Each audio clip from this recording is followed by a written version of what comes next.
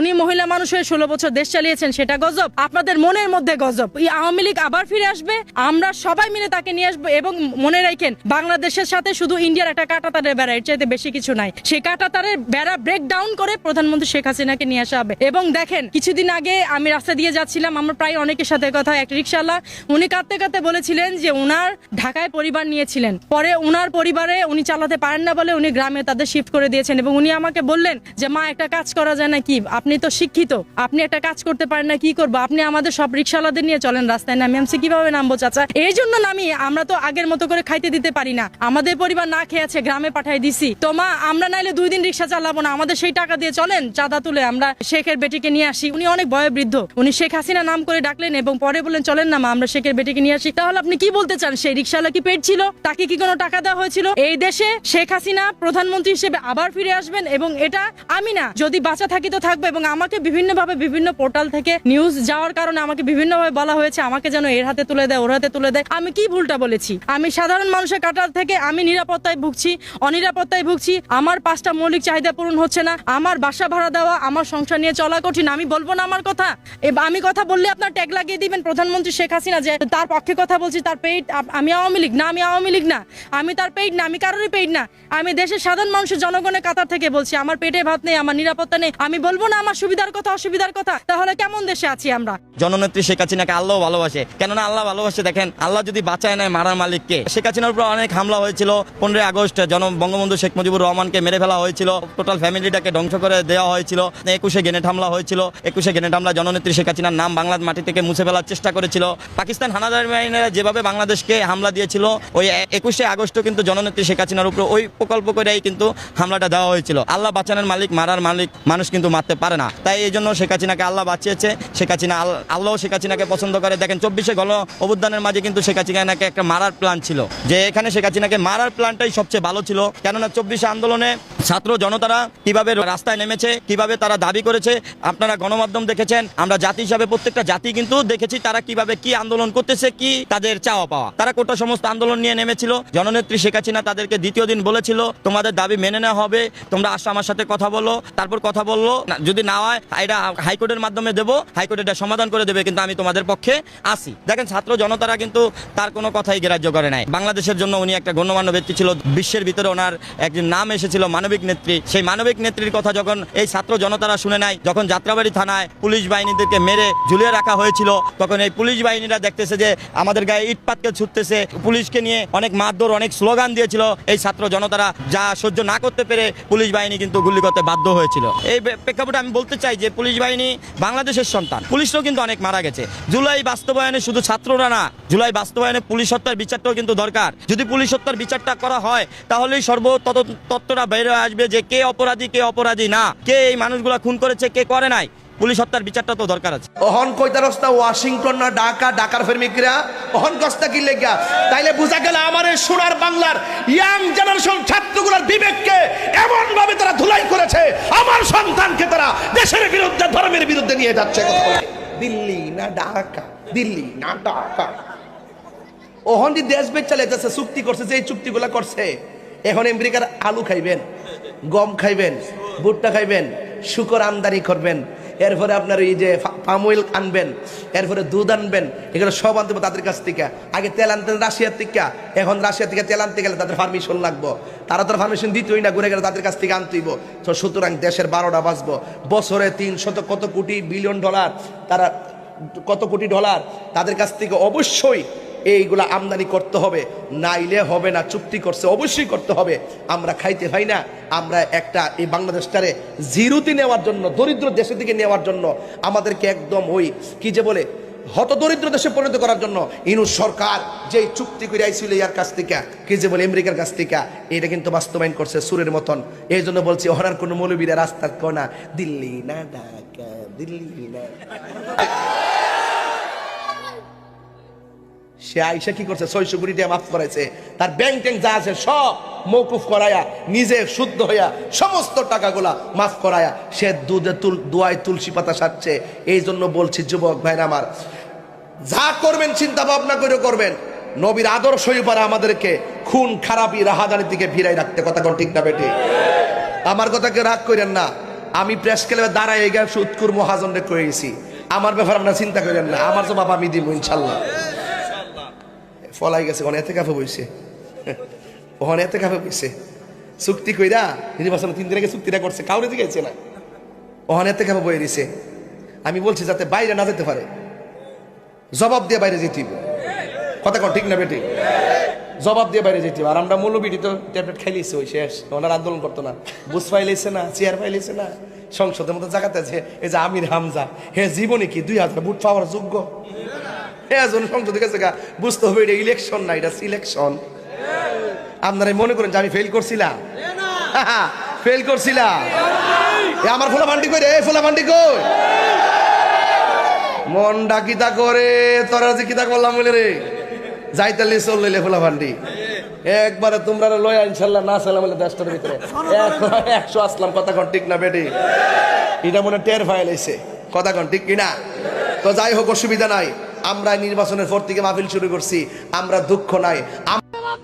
আমেরিকায় শিশু কেন? ইন্টিরিয়াম তুই জবাব দে। আমেরিকায় মরলো কেন? আমেরিকায় শিশু মরলো কেন? ইনুস তুই জবাব দে। ইনুস তুই জবাব দে। আমেরিকায় মরলো কেন? আমেরিকায় শিশু মরলো কেন? ইনুস তুই জবাব দে। আমাদের শিশুরা বিকলাঙ্গ হবে কেন? ইনুস তুই জবাব দে। আমার শিশুরা বিকলাঙ্গ হবে কেন? ইনুস তুই জবাব দে। আমেরিকায় শিশু মরলো কেন? ইনুস তুই জবাব দে। ইউনুসের বিচার চাই, বিচার চাই, বিচার চাই। ইউনুসের বিচার চাই, বিচার চাই, বিচার চাই। ইউনুসের বিচার চাই, বিচার চাই, বিচার চাই। আমার ভাই মারলো কেন? ইউনুস তুই জবাব দে। আমি কেন শিশু মারলো? ইউনুস তুই জবাব দে। জবাব তোমায় দিতে হবে। ইউনুস তুই জবাব দে। ইউনুসের বিচার চাই, বিচার চাই, বিচার চাই। আমার ভাই মারলো কেন? ইউনুস তুই জবাব দে। বঙ্গবন্ধুর ভাষণ তো কোনো নিষিদ্ধ কিছু না। তো আমার বাবা বলেছিল যে এই ভাষণ বাজানোর জন্য যদি আমার মেয়ের ফাঁসিও হয়ে যায় তাতেও আমার কোনো আফসোস থাকবে না। 7ই মার্চের ভাষণ বাজিয়ে জেলে গেলেন, আপনার কি কখনো নিজেকে অপরাধী মনে হয়? অপরাধী মনে হওয়ার তো প্রশ্নই আসে না। এবং এখানে একটা মজার একটা ব্যাপার আছে, আমার বাবা এই ঘটনার পরে বলেছিলেন যে বঙ্গবন্ধুর ভাষণ তো কোনো নিষিদ্ধ কিছু না, এটা আমাদের মুক্তিযুদ্ধের একটি সূচনার, একটি গৌরবের একটি অংশ, আমাদের ইতিহাসের জায়গা। ইউনেস্কোতেও তো এটির একটি আছে, স্বীকৃতি আছে। তো আমার বাবা বলেছিল যে এই ভাষণ বাজানোর জন্য যদি আমার মেয়ের ফাঁসিও হয়ে যায় তাতেও আমার কোনো আফসোস থাকবে না। তা আমার ভেতরে তো সেই জিনিসগুলো আমার পারিবারিকভাবেই তো আমাকে ছোটবেলা থেকে সেভাবেই গড়ে তোলা হয়েছে। আমি অপরাধী কেন হব? আমার কোনো অপরাধ নেই। আমি মনে করি আমার সেই সময় যেটি করা দরকার ছিল, যেটি আরো অনেকেই উচিত মনে হওয়ার পরেও করে নাই, সেটা আমি করতে পেরেছি এবং আমার মনে হয় যে আমি আমার দায়িত্বটি পালন করেছি। কয়েকটা বিষয়ে পরিষ্কার বার্তা দিতে চাই আজকে।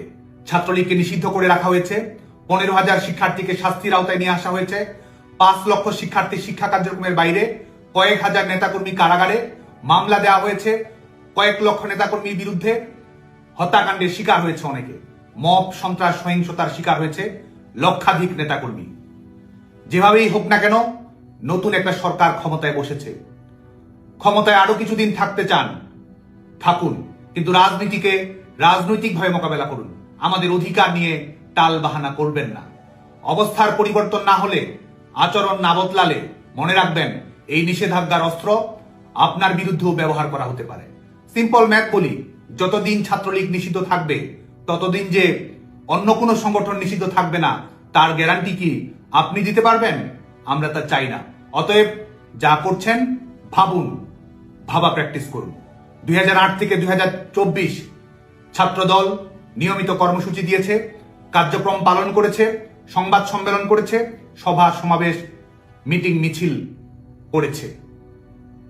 ক্যাম্পাসে রাজনৈতিক সহাবস্থানের ঘাটতি থাকলেও সামাজিক সাংস্কৃতিক কর্মসূচি, পরিবেশ পরিষদের বৈঠকে সবার সাথেই দেখা সাক্ষাৎ হয়েছে। রাজনৈতিক সংকট থাকলেও শীর্ষ পর্যায়ের নেতা থেকে সকল পর্যায়ের কর্মী পর্যন্তই নির্বিঘ্নে একাডেমিক জীবন কাটিয়েছে।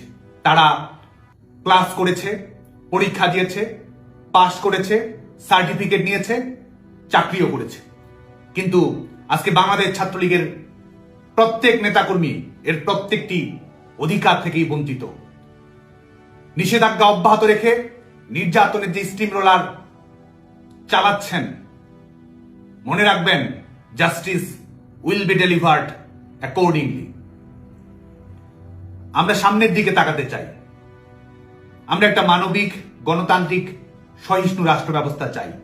দল মত নির্বিশেষে প্রত্যেক নাগরিকের রাজনৈতিক মৌলিক নাগরিক অধিকারের গ্যারান্টি চাই। কিন্তু আমাদের চাওয়া দিয়েই সব হয় না।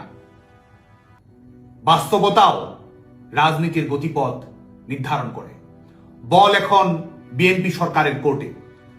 আমাদের নিষেধাজ্ঞা প্রত্যাহার করা হবে কিনা, আমাদের লেখাপড়ার অধিকার ফিরিয়ে দেওয়া হবে কিনা, আমাদের রাজনৈতিক অধিকারের নিশ্চয়তা থাকবে কিনা, এর মাধ্যমে আপনি শুধু আমাদের বর্তমান নির্ধারণ করছেন না, আপনার ভবিষ্যতও নির্ধারণ করছেন। জয় বাংলা, জয় বঙ্গবন্ধু। ডক্টর মোহাম্মদ ইউনূস সাবেক প্রধান উপদেষ্টা এবং প্রতিরক্ষা বিষয়ক উপদেষ্টা অন্তর্বর্তীকালীন সরকার, গণপ্রজাতন্ত্রী বাংলাদেশ সরকার। তিনি নেগলেসিস ছিল। তিনি ওখানে দায়িত্বে থাকার পরে এই বিমানটি ত্রুটিজনিত বিমানটি কেন উদয়ন হল? ডক্টর আসিফ নজরুল সাবেক সাবেক আইন উপদেষ্টা, তারপরে সিআর আবরা সাবেক শিক্ষা উপদেষ্টা, রাজওয়ানা হাসান সাবেক পরিবেশ ও দুর্যোগ ব্যবস্থাপনা উপদেষ্টা, শফিক আলম প্রেস সচিব প্রতিরক্ষা মন্ত্রণালয়। শিশু সহকারে 35 জন মৃত্যুবরণ করেছে, 172 জন পঙ্গু হয়ে গেছে, যারা পৃথিবীতে যারা জীবনে তার মেরুদণ্ড সোজা হয়ে দাঁড়াতে পারবে না। এইটা একটা জাতির এই এত বড় দুর্ঘটনা, জাতির সাথে তারা কি প্রতারণা করছে, তারা সাথে সাথে স্টেটমেন্ট করছে যে আমরা এদেরকে সর্বোচ্চ ক্ষতিপূরণ দেব। কিন্তু আজ পর্যন্ত এই বাদী এবং সাক্ষীদের সহকারে 35টা মৃত সন্তানের, 35টা মৃত ব্যক্তির, 28টা শিশু সহকারে 35 জনের মৃত পরিবারকে 5 পয়সাও তারা দেয় নাই। নাম্বার 1। নাম্বার 2, তারা রাষ্ট্রের ক্ষমতা থাকার কারণে তাদের ক্ষমতা অপব্যবহার করে সঠিক তদন্ত হয় নাই। সঠিক তদন্ত যদি বেরোয় আসে, আমরা সঠিক তদন্তের জন্য আজকে ন্যায় বিচারের প্রতীক, পবিত্রতার প্রতীক আমরা আদালতের কাছে এসেছি ন্যায় বিচারের প্রার্থনার জন্য। এই বাদী এবং সাক্ষীদেরকে নিয়ে তারা ন্যায় বিচার চাচ্ছে যে এটা কোনো পরিকল্পিত হত্যাকাণ্ড কিনা। এটা তদন্ত ইনভেস্টিগেশনের মাধ্যমে বাংলাদেশের বিশাল এখনো অসংখ্য লিগ্যাল এজেন্সি রয়েছে, যাহারা তদন্ত করলে প্রকৃত ইতিহাস বেড়ে আসলেই আমরা যাদেরকে এখানে আসামি হিসেবে নিয়েছি প্রত্যেকের বিরুদ্ধেই সুনির্দিষ্ট অভিযোগ প্রমাণিত হবে, এটা আমরা বিশ্বাস করি। আমরা সেই কারণে ন্যায় বিচারের সাথে আমরা আজকে আদালতের দ্বারস্থ হয়েছি। এয়ার মার্শাল যিনি চিফ বর্তমানে বিমান বাহিনীর, উনি আছেন ডক্টর মোহাম্মদ ইউনূস সাবেক প্রধান উপদেষ্টা এবং প্রতিরক্ষা বিষয়ক উপদেষ্টা অন্তর্বর্তীকালীন সরকার, গণপ্রজাতন্ত্রী বাংলাদেশ সরকার। তিনি নেগলেসিস ছিল। তিনি ওখানে দায়িত্বে থাকার পরে এই বিমানটি ত্রুটিজনিত বিমানটি কেন উদয়ন হল? সব সময় একটা আকুতি মিনতি করে একটা অনুরোধ করি সরকারের কাছে, আপনি পুরো বিশ্ববিদ্যালয়ের 600 একর জমি এরিয়া করিয়া একটা অস্ট্রেলিয়ার গরু খামার দেন, দিয়ে বিভিন্ন জাতের গরু ফেলেন, দেশের অর্থনৈতিক উন্নয়ন হবে অনেক। আপনি এই যে ঢাকা ভার্সিটি কি ফল পায়, এত হাজার হাজার কোটি টাকা লস করে। হ্যাঁ, একজন সায়েন্টিস্টের জন্ম হয়েছে, আপনি একটা গ্রামের ফলে একটা বিমান আবিষ্কার করছে, আর আঙ্গ বুয়েটে যারা পড়ে তারাও টুরিস্ট আবিষ্কার করছে। এই বিশ্ববিদ্যালয়তে কি মানে কোন এই চোরের দেশে আপনি কি উন্নয়ন করবেন কোন? এই যে একটা ব্রিজ, এটা কক্সবাজার এলাকায় এত সুন্দর একটা ব্রিজ। এই ব্রিজের নাম কি ভাই? এই যে শুনেন, এই ব্রিজের নাম কি? লাল ব্রিজ, তুরস্ক লাল ব্রিজ। আচ্ছা, এটা কক্সবাজার এলাকায় এই নদীর নাম কি? গুগলিয়া বাকখালী। এই যে লাইট দেখেন, এই যে লাইট আছে, এটা আছে, এই যে লাইট, এই গ্রামে সবগুলা চুরি করে নিয়ে গেছে। হ্যাঁ, এখানে চুরের অভাব নাই, না হলে অনেক সৌন্দর্য ছিল আগে, সব লাইট গুলা চুরি করে নিয়ে গেছে। মনে করে এত সুন্দর একটা ব্রিজ উপকার করে দিচ্ছে, কিন্তু দুইটা দিকে কেন দিকে সেজার দিত, তাহলে সবগুলা ঠিকঠাক থাকতো। দেশে আপনি কি উন্নয়ন করবেন? চোরের দেশে উন্নয়ন করবেন কেমনে? ব্রিজের লাইট খুলে নিয়ে গেছে গা, দেখছেন আপনাদের কারেন্টের লাইন আছে, এরপরে দেখবো যে এই তারও নাই, এই তার দেখবেন বের করে যে কোনো মূল্যে, এই তার কিন্তু তারা বের করে নিয়ে যাবো গা। এখন পর্যন্ত 2-1টা লাইট অবশিষ্ট আছে অবশ্য, কিন্তু এখন আর জ্বলে না। এই যে নিয়ে গেছে গা, দেখছেন এইগুলা কিন্তু এখন আর জ্বলে না, বন্ধ। কিন্তু চোরে কিন্তু চুরি করে লাইট নিয়ে গেছে, এটা নিয়ে মানে বাড়িতে লাগাইছে অথবা বিক্রি করছে। এই হলো অবস্থা এই দেশে। এই ব্রিজটা আমি যেটা শুনলাম শেখ হাসিনা সরকার করে গেছে, পরে ইউনূস সরকার সবাই উদ্বোধন করছে, রং টং করে উদ্বোধন করছে। কথা যে সরকারই করুক, কেরা করছে বিষয় না, কথা দেশের উন্নয়ন তো হয়েছিল। ব্রিজটা যদি পারতো যে নাট খুইলে, এই যে নাট আছে না ভাই, এই নাট খুইলে যদি পারতো তাহলে এই ব্রিজটা উঠিয়ে নিয়ে গেত গা। ব্রিজ উঠিয়ে নেওয়া সম্ভব হয় নাই। এই কারণে নিতে পারে না, সম্ভব হইলে তাও নিত। যদি মনে এই যে সৌন্দর্য দিছে না, এগুলা খুলিয়ে খুলিয়ে নিয়ে বাড়িতে নিয়ে বাড়ির কাজে লাগাইতো না কাজ